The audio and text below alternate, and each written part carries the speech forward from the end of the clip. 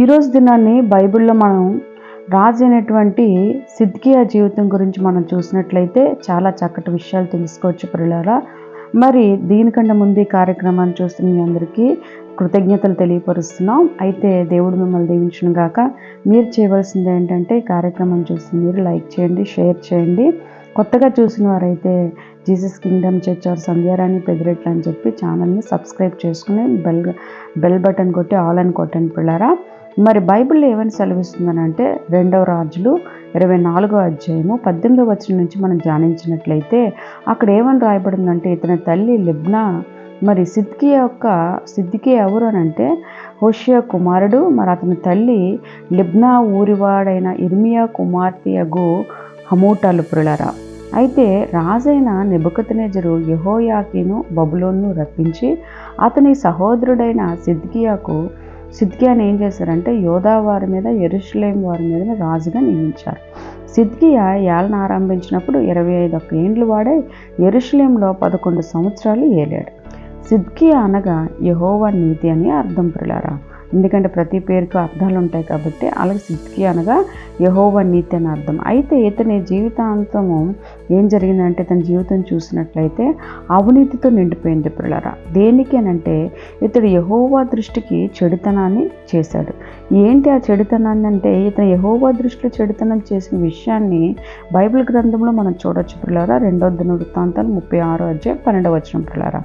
అయితే ఈ చెడుతనం ఏంటి అని అంటే, దేవుడు సిద్కియాను ప్రేమించి ఇతని కొరకు ప్రవక్త అయిన యిర్మీయాను ఏం చేశారంటే నియమించి తన సందేశాన్ని అతనికి అందిస్తూ వచ్చేవారు.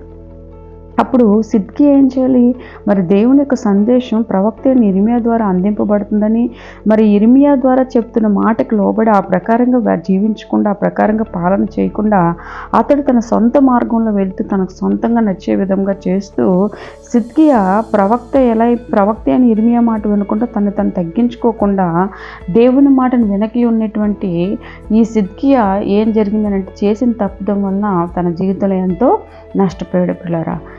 మరి దేవుని గర్దింపుకు ఎప్పుడు లోపడకపోతే మీ జీవితాలు నష్టపోతాయి.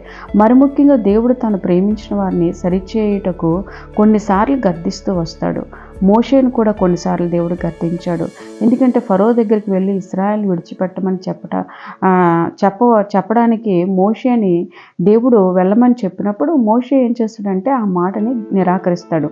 ఆ నిరాకరించినప్పుడు దేవుడు మళ్ళీ గద్దించి చెప్పినప్పుడు ఏం చేస్తాడంటే తన హృదయంలో ఒక మార్పు తెచ్చుకొని దేవుడి మాటకు లోబడాలన్న ఆలోచన కలిగి తన వల్ల కానప్పటికీ కూడా మరి దేవుడు చెప్పిన మాట ప్రకారంగా మోషే ఫరో దగ్గరికి వెళ్ళి ఇశ్రాయేల్ నిమిత్తం అడగటం చూస్తున్నాం పిల్లారా.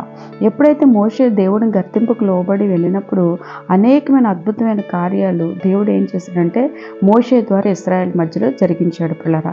చివరికి సిద్కియా ఏం చేశాడంటే ఇలాగా మోషే వల్ల మనసు మార్చుకోకుండా దేవుని ఎదుట పశ్చాత్తాపడకుండా హృదయాన్ని కఠినపరుచుకున్నాడు. ఎప్పుడైతే ఇలా కఠినపరుచుకున్నాడో బైబిల్లో మనం ధ్యానించినట్లయితే 2వ రాజులు 25వ అధ్యాయము 5-7 వచనాలు చూసినట్లయితే అక్కడ చక్కటి మాటలు రాయబడి ఉంటాయి ప్రియులరా.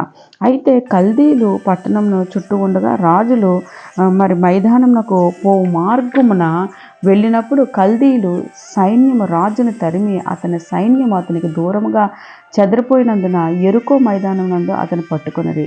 వారు రాజును పట్టుకొని రిబ్లా పట్టణం అందున్న బబులోనుకు రాజు వద్దకు తీసుకొని పోయినప్పుడు రాజు అతని శిక్ష విధించాడు. మరి సిద్కియాను చూచుండగా వారు అతని కుమారులను చంపించి మరి సిద్కియా కన్నులు ఊడదీయించి ఇత్తడి సంఖ్యలతో అతన్ని బంధించి బబులోను పట్టణంకు తీసుకొని పోయారు పిల్లరా.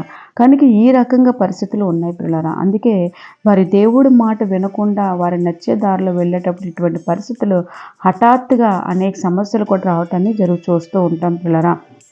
కనుక మీరు చేయవలసింది ఏంటంటే ఎప్పటికప్పుడే దేవుడి మాట జాగ్రత్తగా వింటూ మీ జీవితాలను నష్టపరచుకోకుండా దేవుడి గర్దింపుకు లోబడి, అంతేకాకుండా మనసును గర్వించకుండా దేవుని మాటకు విధేయత కలిగి ఆయన చెప్పిన మాట ప్రకారంగా మీరు జీవిస్తూ మీ జీవితాలను బహు జాగ్రత్తగా దేవుని భయభక్తులతో జీవిత మనుగడను కొనసాగించమని ప్రభునామములో నేను మీకు తెలియపరుస్తున్నాను పిల్లరా.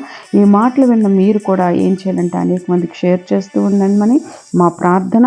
అంతేకాకుండా ఈ కార్యక్రమంపై మీ స్పందన ఏమైందో ప్రార్థన మాకు కామెంట్ రూపంలో తెలియపరచండి. ప్రభువా వీరిని దీవించి ఆశీర్వదించమని యేసుక్రీస్తు నామములో అడిగి వేడుకొని ప్రార్థిస్తున్నాం తండ్రి.